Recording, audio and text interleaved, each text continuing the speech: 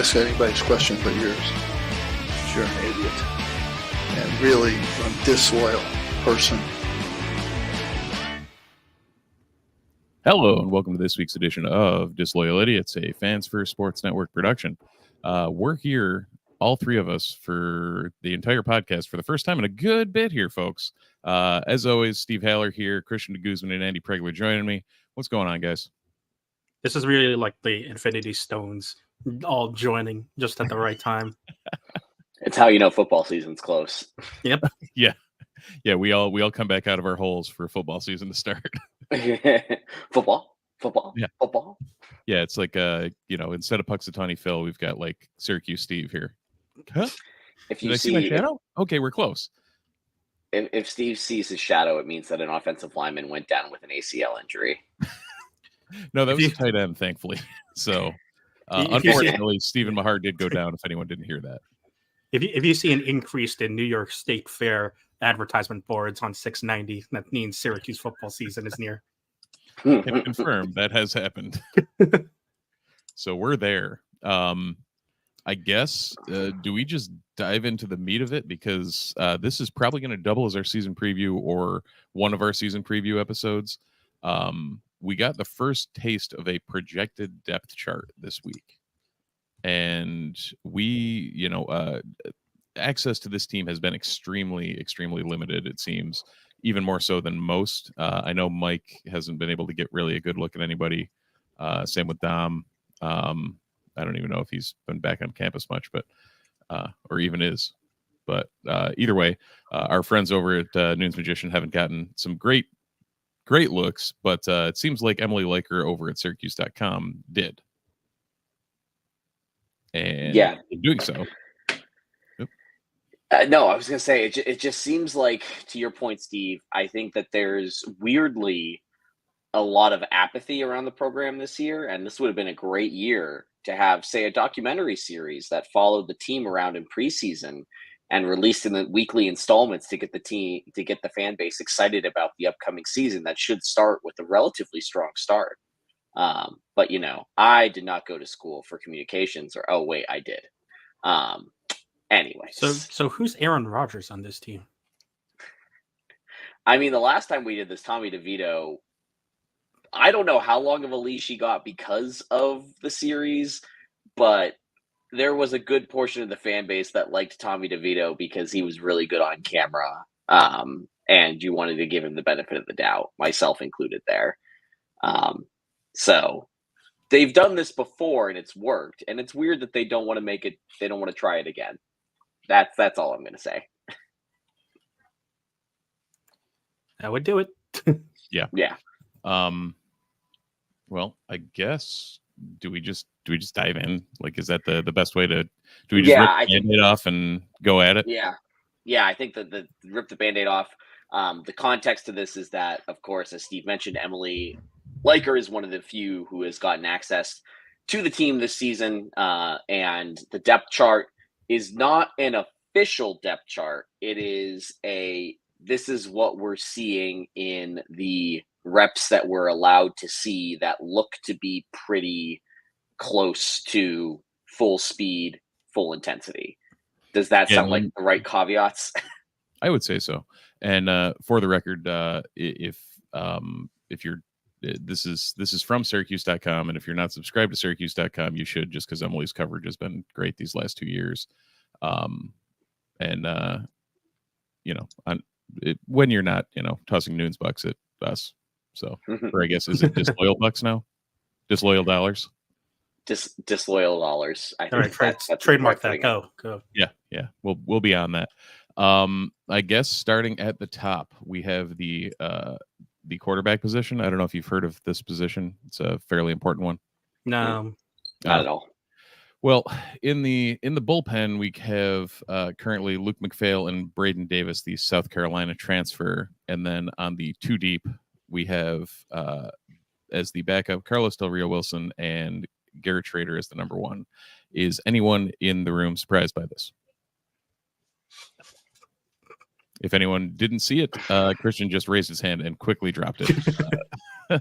I think at this point, the only question would be if Schrader is they've said that they still need to teach him how to throw again, or like, which is a little worrying 2 weeks before the first game of the season. yeah, when Dino came out and said we need to over the next 2 weeks teach him how to rethrow after his surgery, that very much caused some consternation in my brain.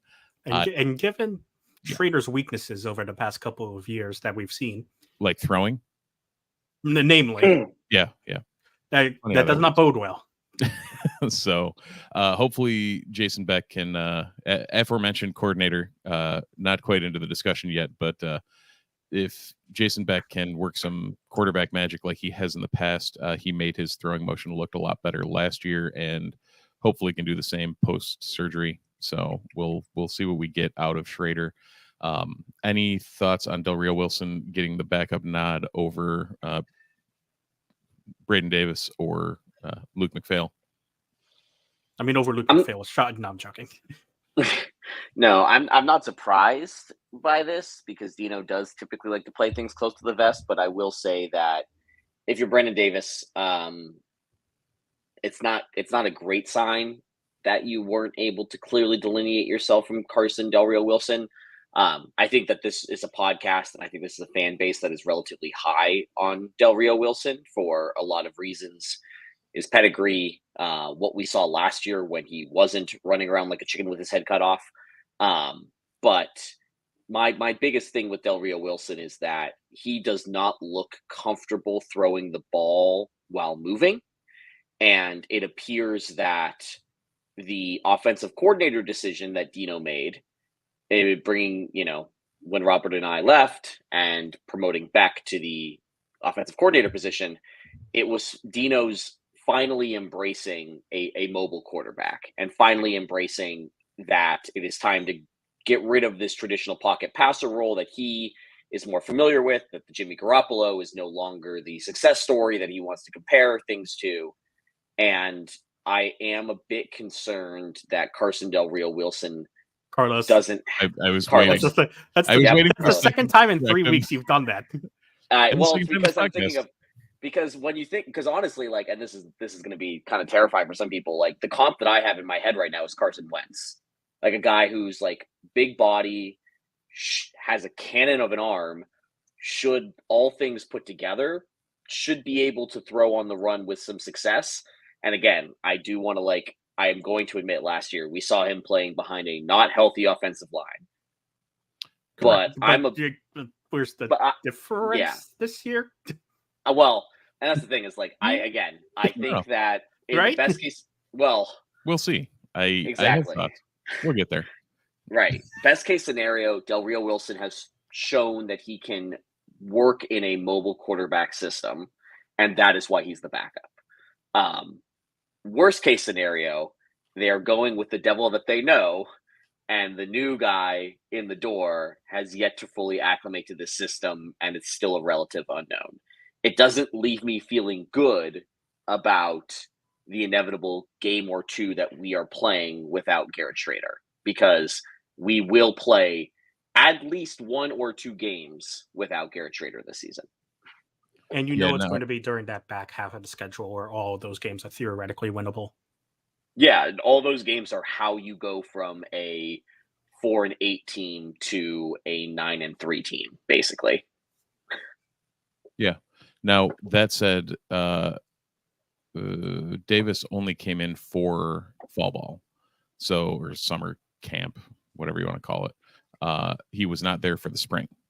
So that is also in my brain, if nothing else, like you said, the devil, Del Rio Wilson being the backup because of him knowing the system more, him having another year in it. Mm-hmm. How this shakes out as feasibility later in the season when Davis is much more comfortable, we'll see. But at this point, it 100% makes sense. And to your point, Andy, also about the whole pocket passer versus mobile quarterback, we already saw that shift 2 years ago when Babers made the switch from Schrader to DeVito in week 4 of the season, which kind of shocked everyone because while in that 2021 season, DeVito wasn't necessarily great, he wasn't bad. And No, and the so game he made the switch after was the best game DeVito had played. Like that Duke it game was actually looked good. well, it was after an Albany game. That's what it was. Oh, Yeah, it going was- into the Liberty game. It was Yep. going into the Liberty game. Yeah. Yep. And yes, he didn't look great against Rutgers, but nobody on that team did except for the defense. Right. And so that was a Is it possible to look good against Rutgers? no. No. Like they bring you down to their level somehow. It's weird. Yeah. Yeah, imagine what Southern California kids are thinking on a rainy November day in Piscataway. It makes a rainy night in Stoke look like nothing. Exactly. What I will say is that I think Syracuse just posted, like, they've been doing, the only glimpse that we as the general public have seen from Syracuse are like the daily Instagram videos of camp. Some of them are legitimate plays. Most of them are stupid stuff like I Believe I Can Fly overlaid of two players jumping at each other. Not actual game film. But there was one that was either yesterday or Friday that was a deep pass. It was a Damian Alford deep pass, and it was thrown by Davis, who looks to hit Alford in stride up the seam. Beautiful throw. So I do think that one. What was that? No, was this was this the lane interception? Actually, okay. I thought it was Alford. Again, going by numbers, Syracuse did not tag anybody in the video. They did not caption it, which, again, you guys just make it so hard. But we want to give you credit, but help us help you. But the gist of it is that one of the things that we did joke about here is that Garrett Schrader needs to relearn to throw. It does appear as if both Williams and Del Rio Wilson are getting significant reps. Davis. Sorry, why did I say killing it on the name game tonight, my friend? Yeah, this is why I don't have my cheat sheet up yet. That's there you go. Yeah, he doesn't have working. He doesn't have his whiteboard with Blyshep over his computer. Still there. Well, do we want to talk about him now, or do we want to talk about running backs? Oh, we'll just go down the depth chart. Okay, I was going to say I was going to say the offensive line talk is going to take 45 minutes anyway, so we might as well. Well, I was going to say the running back, the quarterbacks had a legitimate backup battle. I feel like the running back conversation was, we get LaQuint Allen back, yay. We don't get LaQuint Allen back, boo. Right, and I guess that's going to be the only question for this. Is right now, LaQuint Allen's listed as the number one. Juwan Price is the two behind him. Rest of the room includes Muafak Parkman, who's a true freshman. Destin Hawkins is the transfer in from somewhere out west. JUCO. Yeah. He was the one that came in post thinking Allen may not be Allen. Ike Daniels, true freshman. Josh Escobar, and then Tyler Chandler and Mario Escobar and JJ Branham. And Hawkins and Branham, I believe, are the JUCO transfers. Yep. And Daniels is, I believe, the highest rated recruit from last year. Yes, Daniels is. Who followed the Allen path of talented running back from New Jersey. Yep. So, Branham was a Eastern Michigan kid, and I don't know who or where exactly. One of the JUCOs. He was Eastern Michigan, then he went to a JUCO, then he went to Eastern Michigan, then came to us. So the good news is, if we find ourselves in a 2020 situation, we have some options. Right. Which, 2020, as dumb as it sounds, Ike Daniels is probably our string running back. Go to the sixth string and see what happens with a true freshman. If we get to that point, then God help us all. But there is at least a viable, there's viable depth at this position. But it's pretty well the 1-2. I think there's no questions anywhere about what's happening there outside of when Allen gets his first minutes. Yeah, I'm intrigued on that, mostly because Price is somebody who, if you talk or you read anything written by national college football guys, Juwan Price was one of the reasons that, if New Mexico State is playing insert traditional Power 5 team or interesting, Power 5 team. It's okay, well, they'll beat New Mexico State, but Juwan Price is at least something to watch on New Mexico State. Right. Like, he's played in every single game since he was a freshman. He obviously could have stayed at New Mexico State for one more year and then rolled his dice with the combine and with the NFL running back talent development. I don't really want to call it a system, but it's a machine of some kind. But he made the option to transfer to Syracuse. And so I can't imagine that he's making that move with LaQuint Allen in the backfield and the knowledge of I'm going to sit behind LaQuint Allen, who's a year younger than him. Actually, a year and a half if you count the red shirt. I just don't see Price not getting significant reps in some way, shape, or form. But again, that's there's no Rhino this year. There's no fullback listed on the depth chart because there's no Rhino to just kind of take over that, fullback, tight end, lead blocker spot. Right. So we saw a lot of it last year where there was, Rhino got hurt and didn't really play in any games last year. So we saw what the offense looks like without that position, but it does seem to me like something that I was clamoring for a lot last year was give us more double running back sets, give us more something to create misdirection. And Price has pretty good hands coming out of the backfield.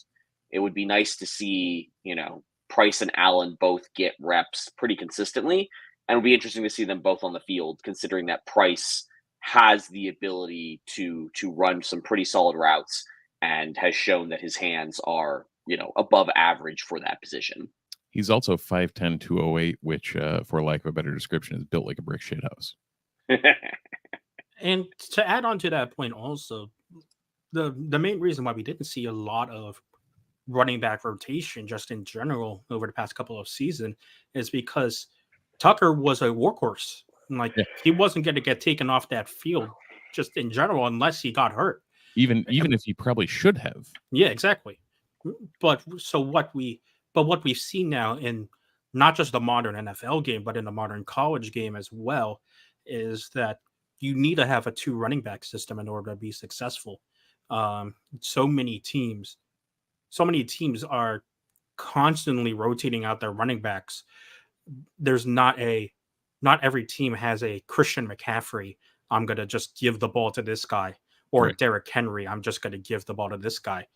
More often than not, it's a 1A and 1B, kind of like what you saw the Cowboys do so well last year. While Tony Pollard got a lot of the carries, Zeke Elliott still had his fair share as well, to the point where he wasn't necessarily a backup and more so a 1B starter. And even though 5'10", 208 is, pretty hefty, that's still not for Price's biographics, that's still not Tucker levels of body is absolute chiseled temple. Right. And so we're not talking him like DC3 or yeah.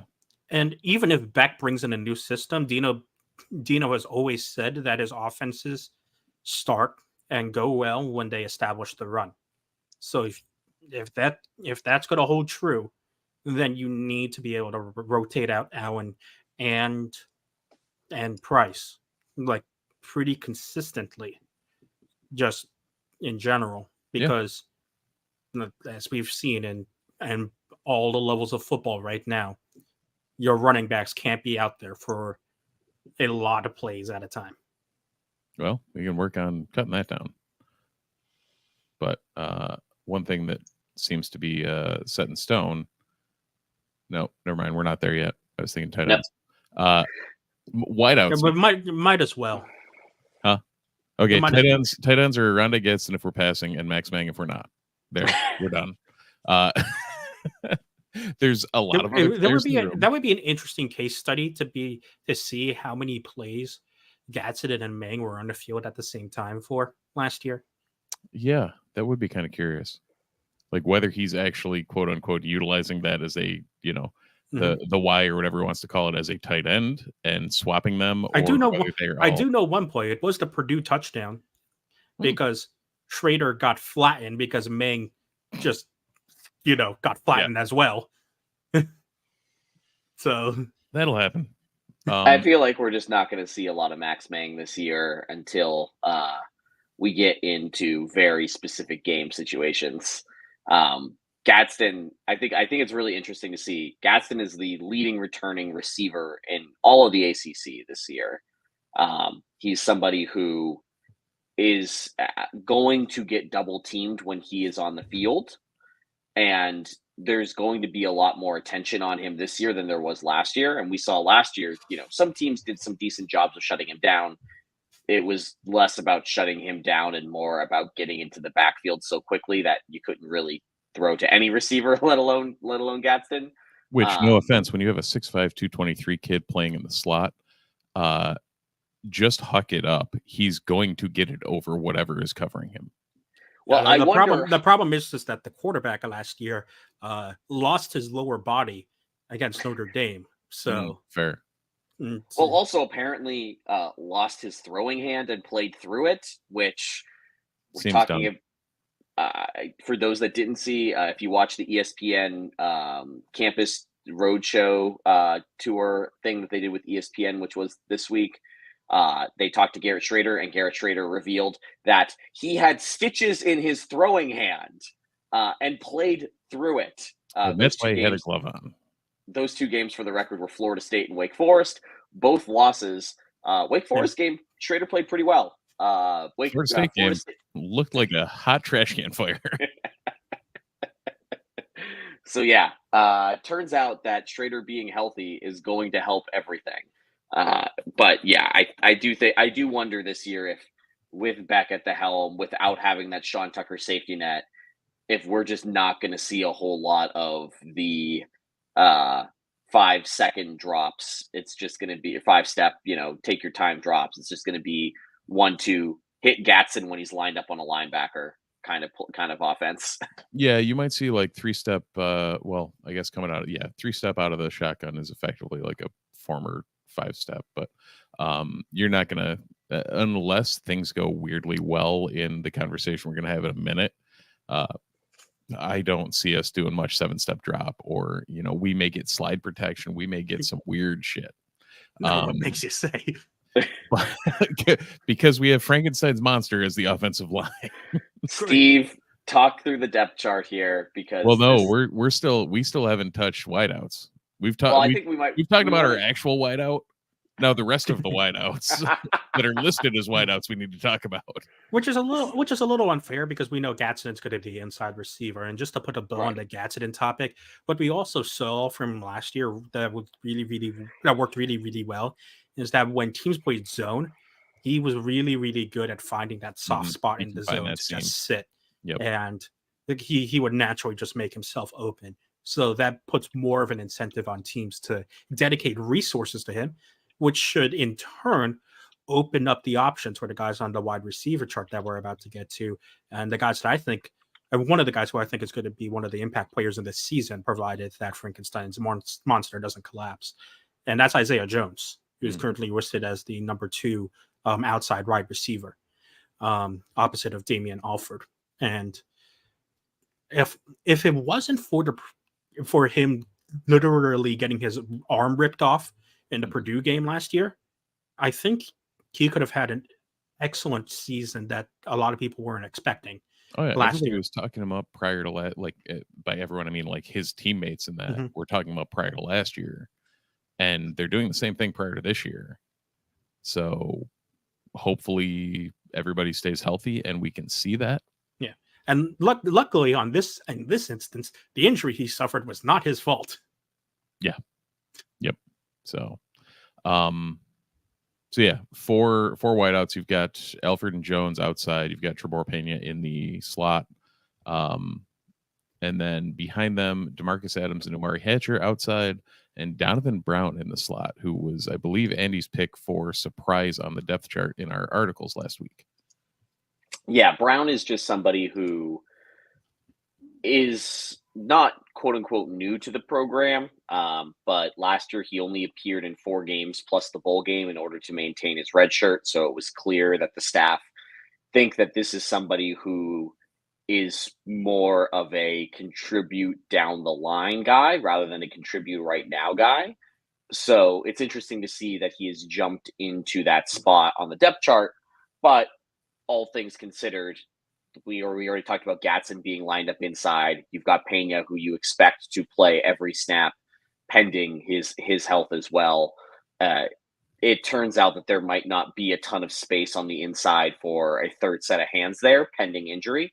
But it is interesting to see a red shirt sophomore, essentially freshman. Yeah, sorry, second year on campus with a red shirt. A second year, that player basically jump the line and get the inside receiving spot. So it bodes well. Usually those kinds of guys, when Dino gives a young guy a 2 deep position, it means that guy is talented. See every young player that has risen up into a starter in the Dino Babers tenure. They generally don't miss with the young guys that they promote. If anything, Dino's tends to have a habit of keeping guys who are veterans who might not be as good as the youngsters in starting slots. He tends to go that direction. Again, preview for what we're about to talk about next. So it is Donovan Brown getting into the 2 deep is probably a testament to where the staff see him, not just long term, but what he's done in the offseason. Yeah, and he's got speed. Like he's fast. So if we need a burner, he's also listed as the backup kick returner, punt returner to Pena. So there's that going for him as well, which is nice. But yeah, it's gonna be interesting to see what those 6 guys do. We do also have Mr. I caught a ball through a person in Kendall Long, which they showed clips of on the socials, threw a bunch of clips out.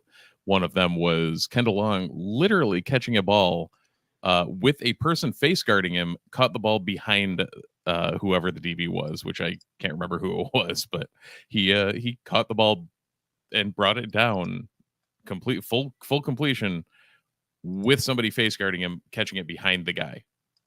It was pretty impressive. Sports Center top 10, if that was still a thing. RIP Sports Center. I didn't go 30 minutes into this podcast without like fully diving deep into the most controversial part, in our opinion, of this depth chart. Because we're football freaks and that's what we do. And now we're going to talk about the offensive line. Steve, we're just going to kind of get out of the way and let you talk about this, because for those listening on the podcast, this is the part of the podcast where Andy and I push our chairs back from our desks and let Steve talk. Let the rain commence. Well, it doesn't make sense. Like, I think that's the easiest way to talk about the 2 deep here is that it does and doesn't, though. That's the problem. Here's a great thing for it. I went to New Jersey this past weekend. I bought the Athlon season preview, and because like I was going to Princeton, and I'm like, okay, I'm gonna be on this train for a while. Like, let's get the Athlon magazine, like read through the ACC preview, and they have their projected depth chart, and like they have guys like Stephen Godfrey who are part of their staff who are like not full-time Athlon writers, who are just college football guys that they bring in as mercenaries to make this preview. Yep. Their offensive line predicted depth chart only had one guy on the current depth chart that is actually what we're seeing as a match. Right. So there's just I would assume that was our current left tackle, Enrique Cruz. Enrique Cruz was the one. So yeah, I'm just going to kind of get out of the way of this one and let Steve explain why this doesn't make any sense and why it hopefully will make sense. But before Steve gets fully into it, let's all put the disclaimer out there. This is just a projected depth chart based on one reporter's observations. Yeah, this is strictly based on what Emily has seen. Yes. So who knows what's going to actually happen or who's where or what. Especially because we know Dino doesn't like to show things. Yeah. So we may not know anything until they line up against Colgate. So that said, the current projected starting line from what has been seen this preseason, Andy literally just got up and walked away. He's like, all right, we're done. We're good. Enrique Cruz at left tackle, Chris Bleich at left guard, the ever Dreaded. present or Yeah. between Josh Aloa and Jeanre Reed at center, Joe Moore at right guard, and David Wollabot Jr. at right tackle. If you'd have told me this coming out of spring camp or going into fall camp, I would have been very confused, mostly for the very large we'll go with elephant in the room because, well, he's a huge human being. Kalen Ellis not being listed as the starting left tackle, even though he worked extremely well with Enrique Cruz last year and has a very big track record of being an outstanding left guard. But for some reason, Chris Bleich is listed over him. I don't know why. Maybe he's carrying a knock. Maybe they're trying to work out some things. I don't know. I'm not Steve Farmer. I'm Steve Haller. So we'll figure this out as we get closer to game time.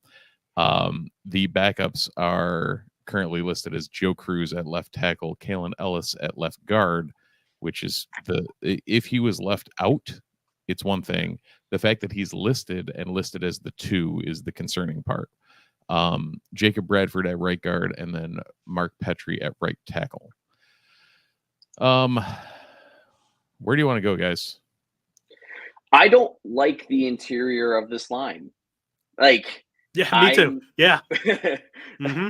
Like, I think one of the things that we saw last year, and we've seen in years where this team has tanked, is that the interior of the line just becomes a folding chair against good defensive pressure. And again, look at the schedule that Syracuse has. They are playing they're not playing the strongest schedule. However, they are playing a schedule that includes pretty much every good ACC defensive line and front 7 in there. Yeah. And if the way to beat Syracuse is just going to be bum rush the interior of the line, this is not going to be a good season. Okay. Remember the discussion we had at the end of last season? That Syracuse's most efficient running style was running away from the protection. Yeah. Oh yeah. Yeah, that was a thing. Yeah. Let that sink for a little bit. Yep. And consider the fact that LeQuint Allen is a very good horizontal runner. All right, everybody run away from the protection again. Yeah. Yeah. So that center battle, that's something that we need to watch. Yeah. Mm-hmm. Josh Lowe has been around the program for a lot. He's put on some weight. Maybe that doesn't mean he gets bull rushed like a beast every single time he's on the field. If he does, then Jeanre Reed is a transfer that came in that hopefully provides some sort of change and different look to that.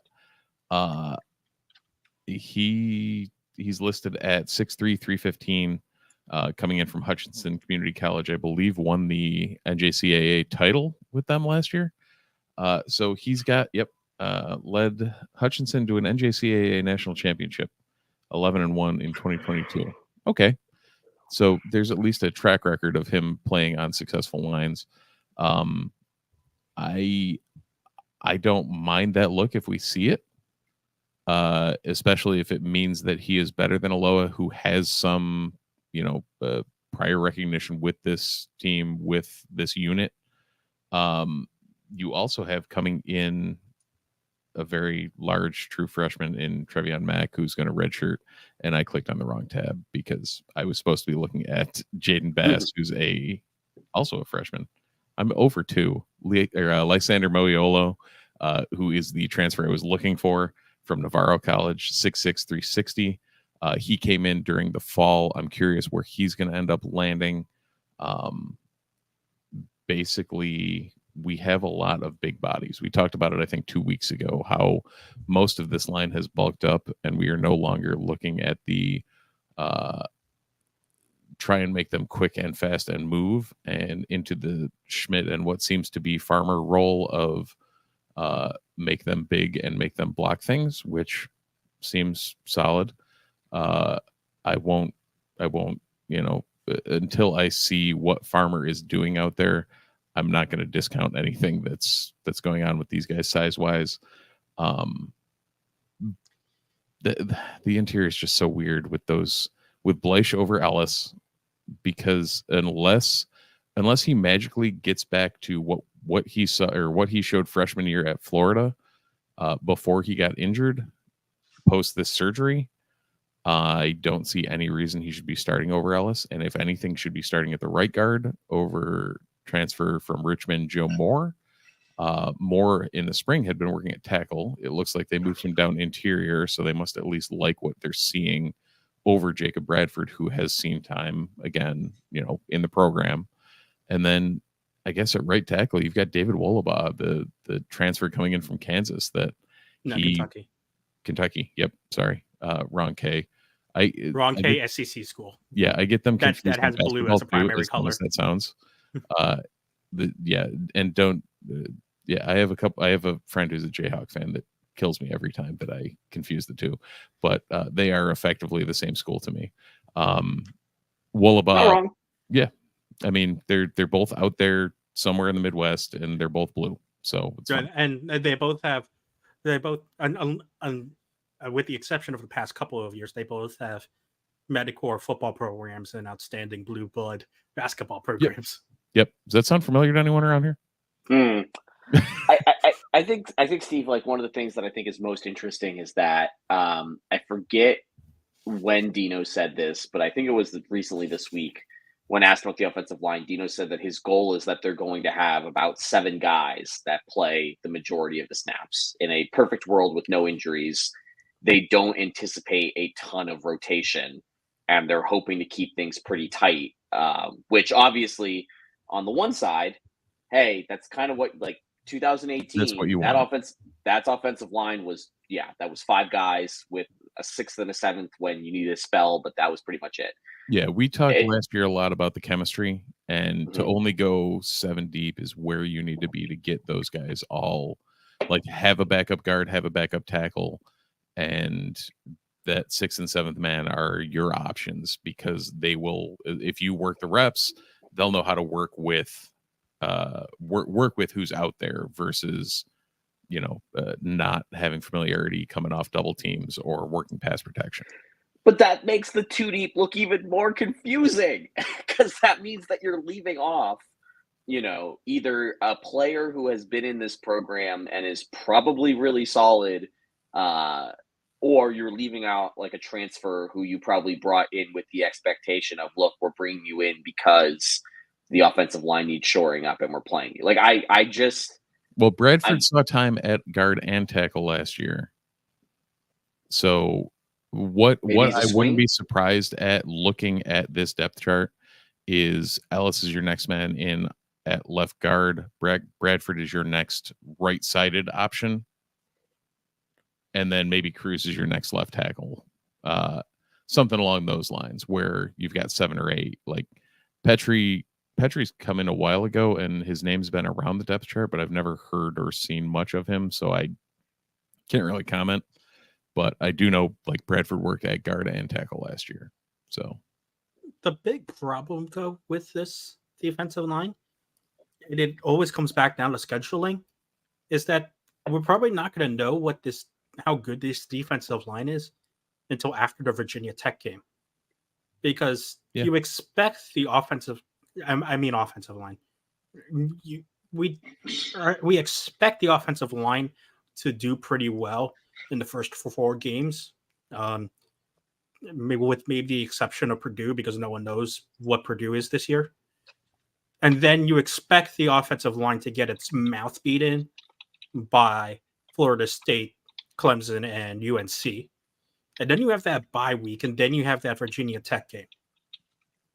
And then it even gets stranger because you still have the Pitt and Wake Forest games where you also expect that offensive line to probably get their face punched in.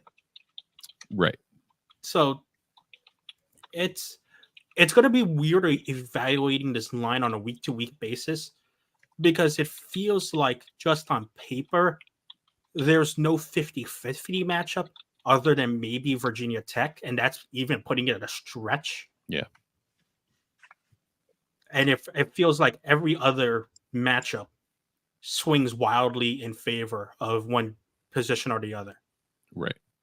And maybe your only true 50-50 matchup is that Purdue game, but who knows? Right. Purdue, just their entirety of existence is a question mark. That said, in a couple of weeks, we will be talking to the Fans First Sportsnet Purdue guys on a collaboration for Purdue Week. So we'll keep you guys. So we can ask them where in the world is Carmen Sandiego in terms of its team. Effectively, yes. But you know where in the world our halftime sponsor is? On my head and on my shirt. On your shirt. Yes. Home Field Apparel. Our good old friends at Home Field are back sponsoring us again for this football season. They have t-shirts, they have joggers, they have hoodies, they have crew necks, they have long sleeve t-shirts. They even do dad hats. If you're watching this on the Twitch stream or on the replay, I am wearing the new Cuse dad hat that it held up really well in a day in outdoor pool drinking and swimming yesterday. So can confirm these are made for quality. And they can hold up to a beating, which is good because I'll be wearing it all football season, and it'll be probably thrown on the ground a couple of times out of frustration. See, now I was gonna immediately order the dad hat, and then for anyone who's not watching the stream, I'm back to we're in football season, so I am in lineman hair mode. So cannot rock the dad hat at this juncture. The bun is back. Yeah, the prerequisite offensive lineman bun is back being rocked. So we're here, and no more dad hats for me. Well, you can still rock a home field t-shirt. They just announced that their countdown to kickoff is beginning. It's a whole new line of new schools getting added, new deals, new bomber jackets coming, and most importantly, Christian just peeked up as soon as you said new bomber jackets coming. I know. And most importantly, for those of you who are like me and just love the feel of the home field t-shirts, but maybe want something a little bit more neutral for your work days or for those days that Syracuse is not playing, they will be launching a new line of home field college football apparel that is just home field and college football love. Looking forward to all that coming.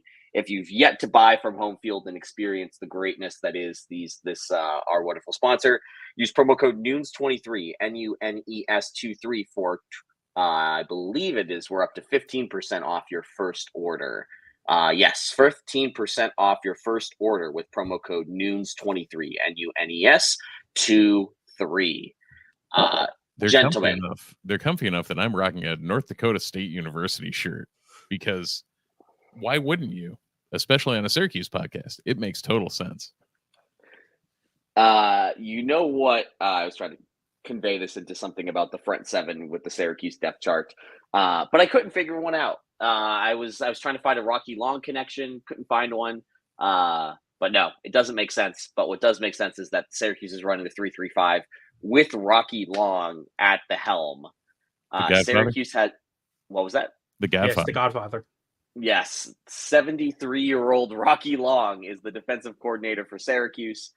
It's an interesting call. I will say I thought that this was going to be a move that would get derision and a lot of like, oh, wow, Syracuse can only get Rocky Long.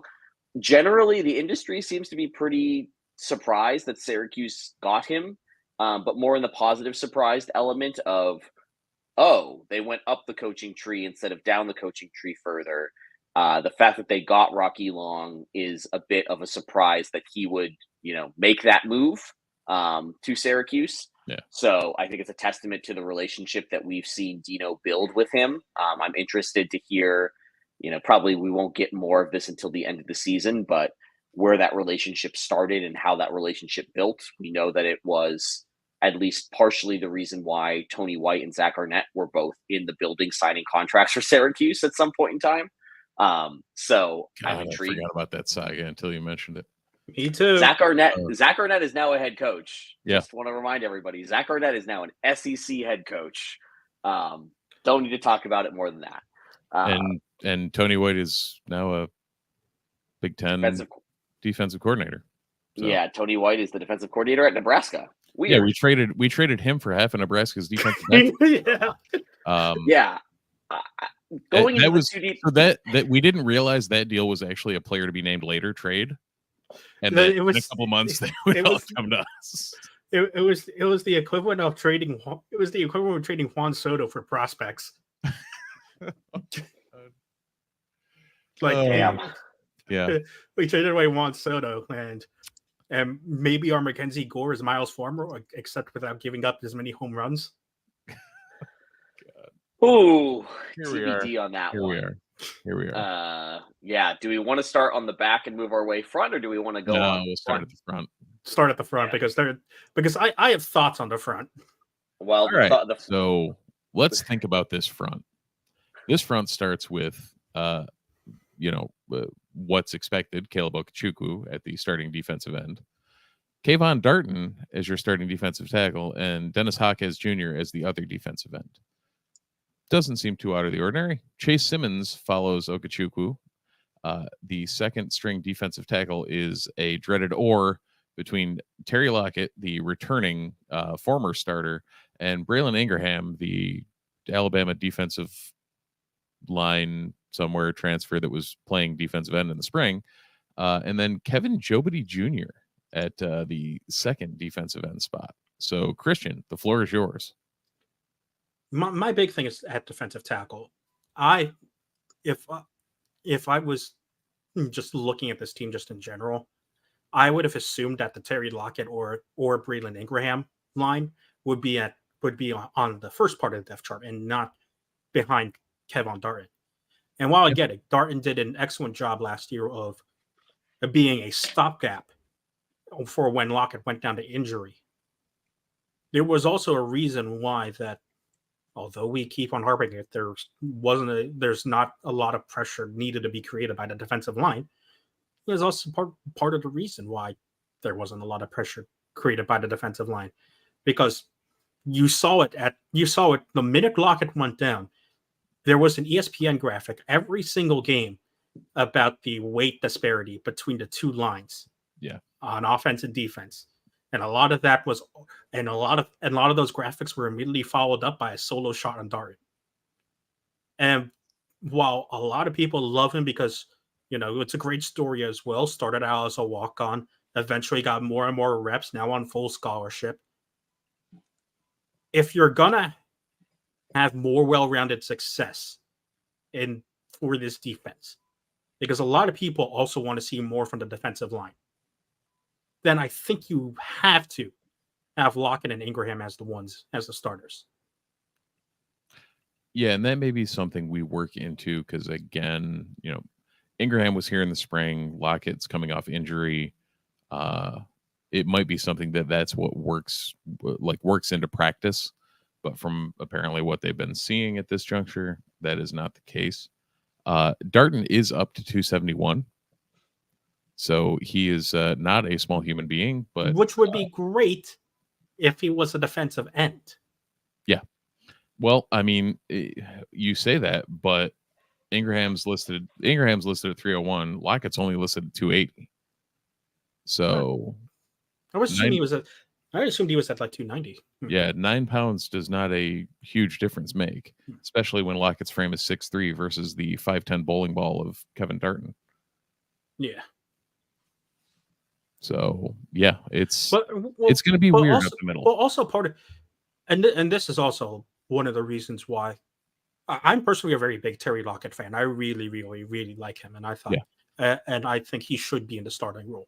And one of the main reasons is what you look at the weaknesses of the defense from the first half of the season to the second half of the season, and one of the biggest weaknesses was run defense, and part of that was the size disparity of both lines.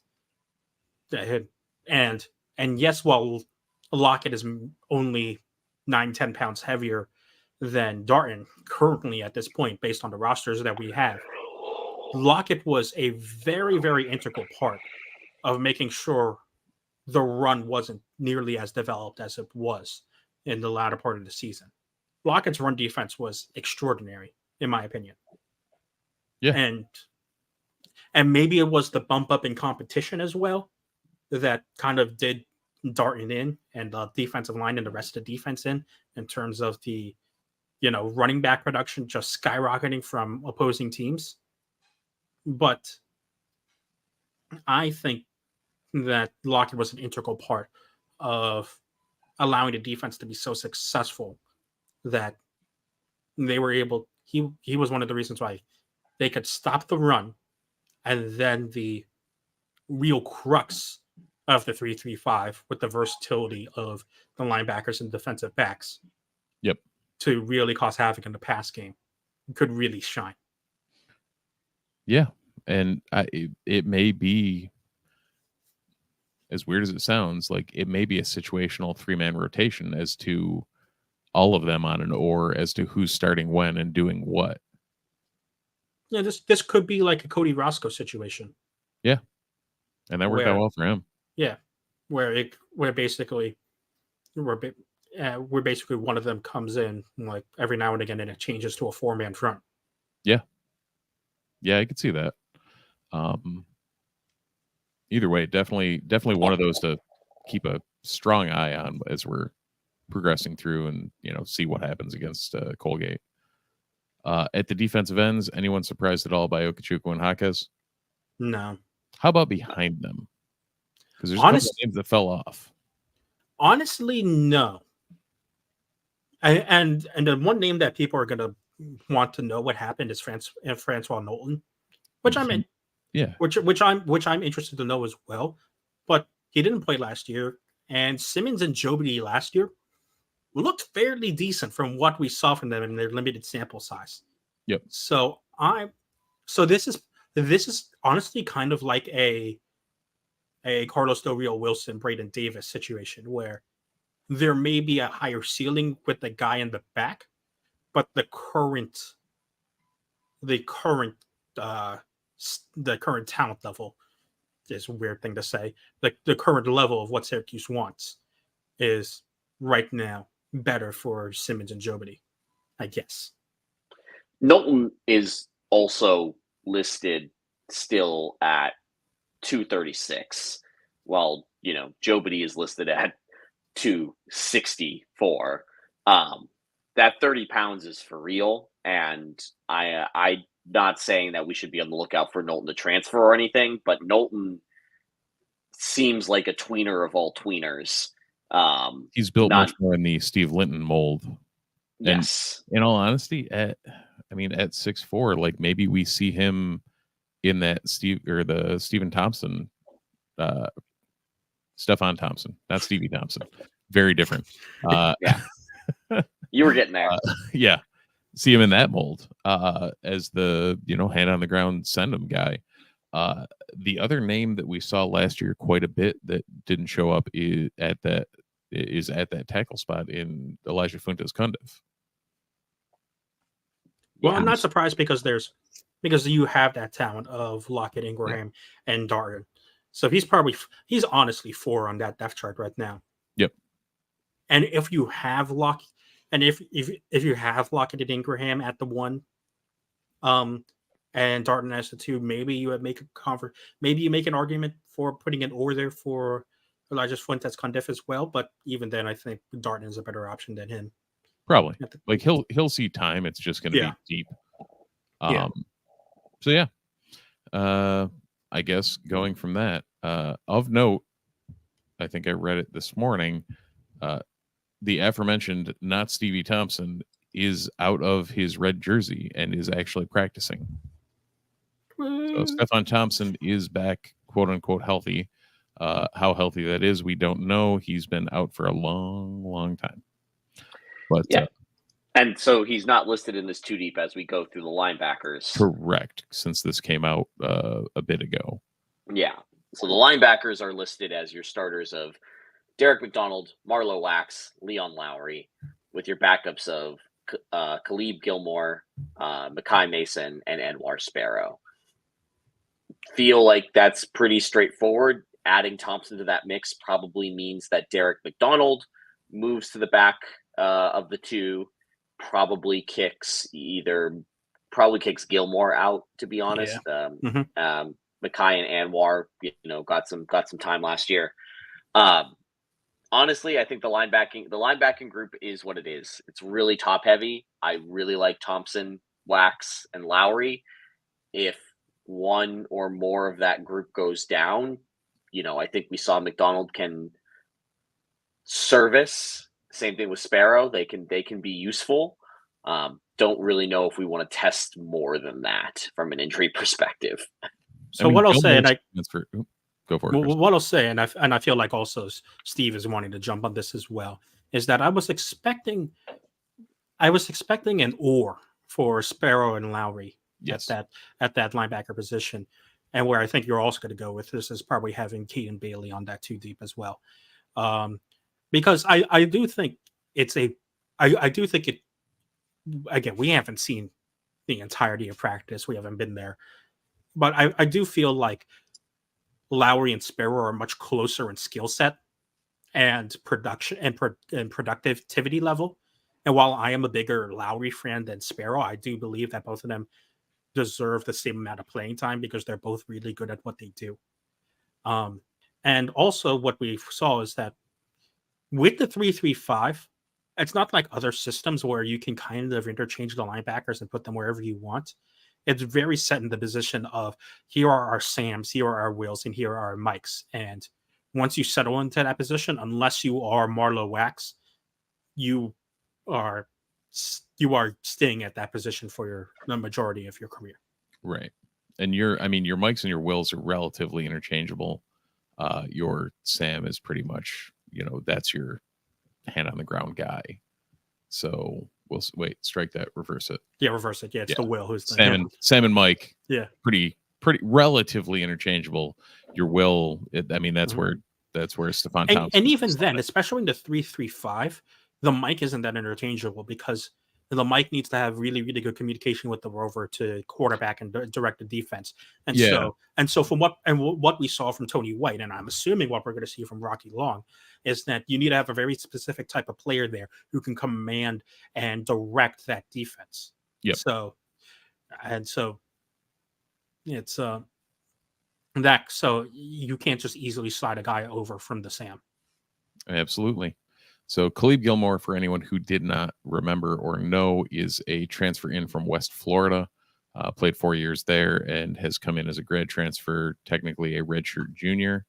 The aforementioned Caden Bailey is somewhere not on the depth chart, which kind of surprised everybody.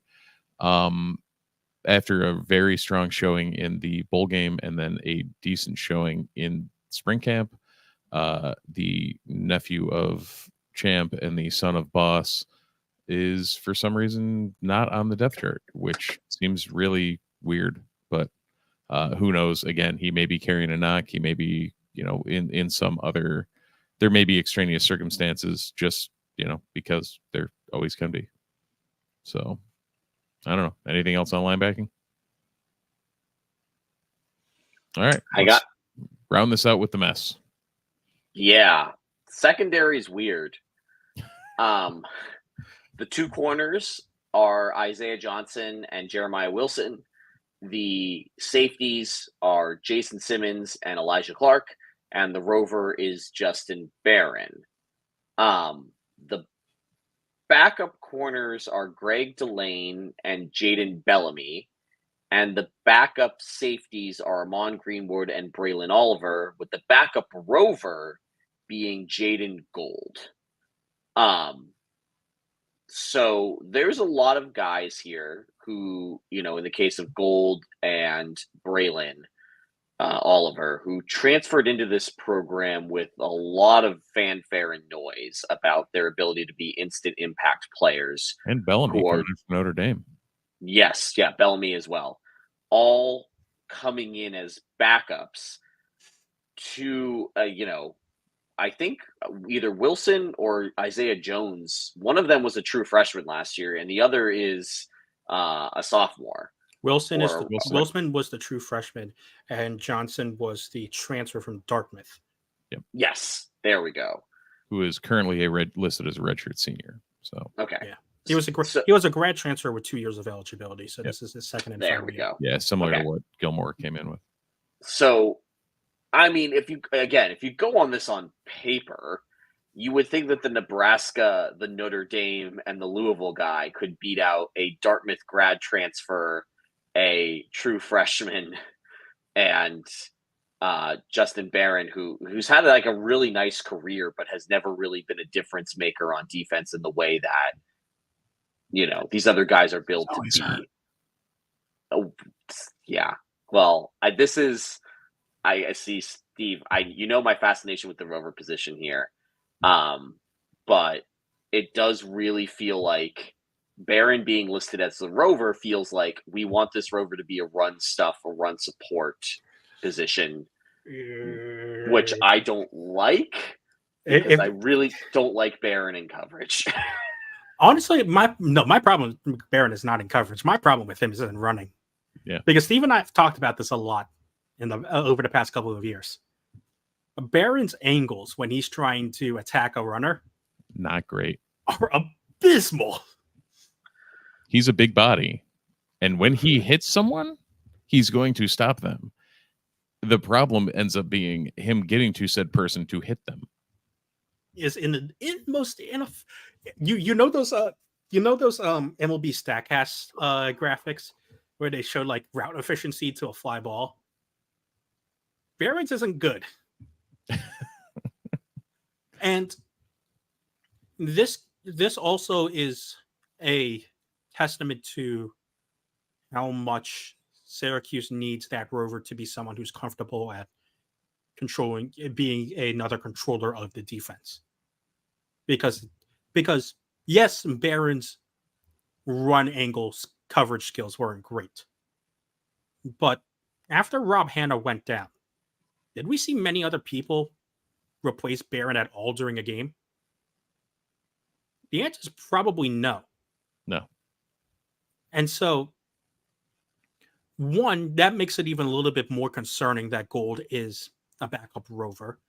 Because if trends continue like that, he might not see a lot of playing time because Syracuse is probably going to want to keep Barron in there throughout the entire game to keep the communication consistent. And so that just it's where it gets concerning. On Andy's point on the cornerbacks, I don't think it's a surprise that Isaiah Johnson got the starting cornerback spot at the one, because when he came in to replace Garrett Williams last year, he was excellent, and he was it didn't seem like there was a little drop off, obviously, because Williams is an amazing corner, but not a significant amount to where you're wondering, like, okay, why is the enemy team not throwing to that side of the field on every single play? And so I think Johnson deserves that number one spot. That's perfectly fine. The surprise is definitely Wilson holding on to the 2 spot, because while he was okay when he relieved Chestnut at times, he wasn't exceptional. And so I expected one of Gould or Bellamy to replace him there. The other thing too is you've got that JUCO from some college, the junior college, Barry Buxton. So you have another experienced player coming in too at the corner spot.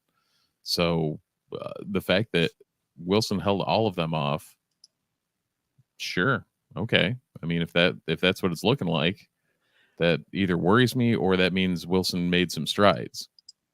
And you hope it's the latter. Yeah. If anyone who's played NCAA football over the years, which is coming back in 24, God, we're gonna have so much fun with both. Oh, all 3 of us, I can feel like we're just have so much fun with that. Yep, 100%. And now that it's on PS5 instead of PS3, and I can actually record things, that would make my life. That's why I stopped that old run through, is because I got so sick of trying to record on PS3. Yeah, trying to take pictures of my PlayStation. But yeah, people can make jumps over the course of off seasons. So maybe Wilson made that jump. That'd be great to see.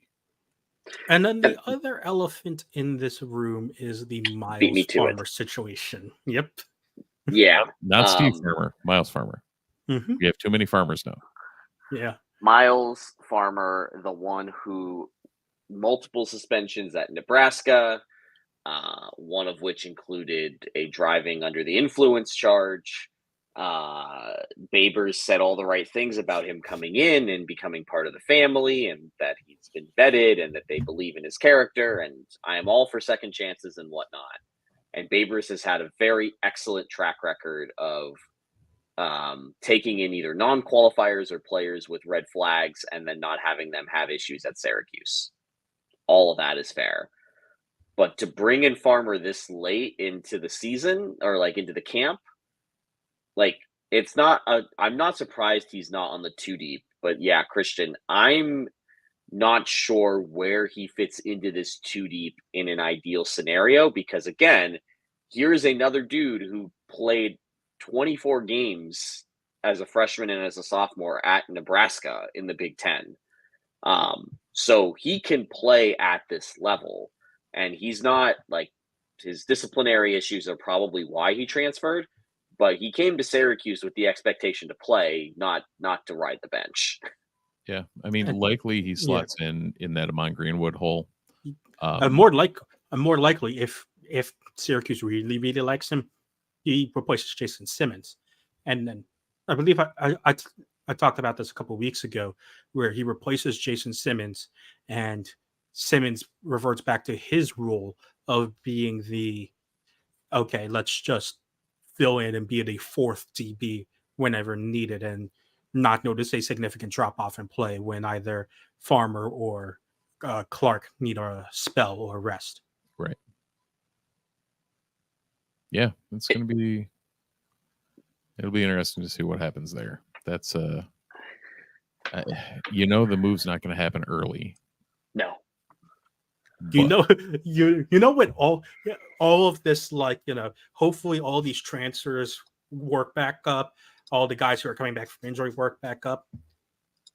This is all going to coincide on that damn Purdue game. 100%. 100%. So we get 2 tune-ups and then figure out what's actually happening. Mm-hmm. Because again, like that game is now suddenly it's a prime time NBC matchup. Weird. But yeah, it really does feel like Cuse needs to win that game. Like that is a must-win game. For a lot of different reasons, but I would like to see them go, 100% open playbook. Let's try to really win this thing. It'll be interesting to say the least. Yep. But the last positions quickly to run through. We talked about the kick returners and punt returners, Trevor Pena and Donovan Brown.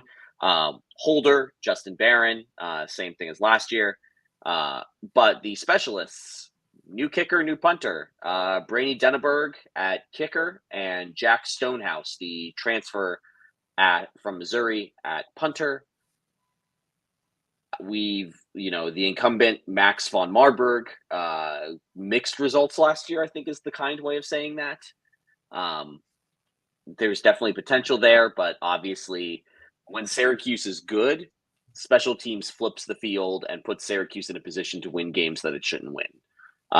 When the special teams is bad, we've seen what happens. Last year, special teams were average. Team was pretty average. I'm intrigued to see what happens here, but I'm not expecting, Denenberg to win the Groza Award anytime soon. Yeah, I'm not thinking that, but Stonehouse, having watched him in the spring game, looks pretty much the real deal. Hopefully, Punter U has returned. I guess then, final thoughts on the 2 deep that we've seen so far. My general vibe is that this feels like a Syracuse team that if things click right, it can be a pretty good team. But if things go wrong, the depth is all kinds of questionable, and I'm still not 100% sold on the trenches, moving into the regular season. Yeah, the trenches are definitely the weakest part of this team right now, especially given this projected too deep that we've seen from Emily Leichler. But this is the very definition of a high ceiling, low floor team from what we've seen. Yeah, absolutely. So, as always, we get very confused by what Syracuse is going to do in the actual when football actually happens. Well, next week we'll do the full rundown the schedule, talk about the games, talk about the different paths to victory that we see, the different paths to defeat that we see. Ooh, I get to write the 6 and 6 this week, right in my normal wheelhouse of right down the middle. And I got to write 4 and 8 right now. My normal wheelhouse of it's all going to hell. Yeah. God. I am not writing one, but if I did, I've talked myself into 8 and 4, which is I don't like being the optimist here, but this, Steve, I don't like it either. We have all three ends of the we have all 3 ends of the spectrum. We have we have the optimist and Andy. We have right down the middle in Steven. We have the pessimist in me. It's perfect. Yep. Yeah. Next week's gonna be fun. This is the type of neutrality that you don't get anywhere else. No, can't say that. But you'll have to wait till next week for that, because right now that is it for the Disloyal Idiots podcast, a fans first Sports Nation pod. Thank you again to our sponsors, Home Field Apparel. Use promo code NUNES, NUNES23 for 15% off your first order at homefieldapparel.com. Thank you again to all of our listeners. Make sure that you like and subscribe on whatever podcasting playback performer platform you are listening to. It helps us trick the AI into expanding the Ottoman Empire. Thank you for those that are watching us live on Twitch. We do this every night, Sunday at 8 p.m. Eastern. Thank you to those watching the replay on nunesmagician.com. We really do appreciate your support, and we appreciate the support from nunesmagician.com letting us post our podcast on there. We are right in our wheelhouse. We are in the football meat grinder. This is when we cook. We're cooking with gas, and we're excited to do the season preview next episode. So go Orange, and looking forward to it. Go Orange. Go Orange.